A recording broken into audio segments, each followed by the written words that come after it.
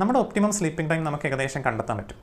അതെങ്ങനെ ചെയ്യാമെന്ന് വെച്ചാൽ, ഒരു ശരാശരി ദിവസം, അതായത് നമ്മൾ ഓവറായിട്ട് വർക്കൊന്നും ചെയ്തിട്ടില്ല, എന്നാൽ വെറുതെ ഇരിക്കുകയുമായിരുന്നില്ല, നമ്മൾ ആവശ്യത്തിന് ഭക്ഷണം കഴിച്ചിട്ടുണ്ട്, വെള്ളം കുടിച്ചിട്ടുണ്ട്, നമ്മളന്ന് സാധാരണയിൽ നിന്ന് വ്യത്യസ്തമായിട്ട് മരുന്നൊന്നും കഴിച്ചിട്ടില്ല, രാത്രി ഉറങ്ങുന്നതിൻ്റെ മുമ്പ് നമ്മൾ TV കാണുകയോ മൊബൈൽ ഫോണിൽ അധികം നോക്കുകയോ ഒന്നും ചെയ്തിട്ടില്ല, ഉറങ്ങുന്നതിൻ്റെ മുമ്പ് നമ്മൾ വലിയ ചർച്ചകളിലൊന്നും ഏർപ്പെട്ടിട്ടില്ല, സാധാരണഗതിയിൽ റിലാക്സ്ഡ് ആയിട്ടാണ് നമ്മൾ ഉറങ്ങാൻ പോയത്. തലേന്നുള്ള ദിവസങ്ങളിലൊന്നും നമുക്ക് ഉറക്കം അധികം നഷ്ടപ്പെട്ടിട്ടില്ല, നമ്മളധികം സ്ട്രെസ്ഡും അല്ല.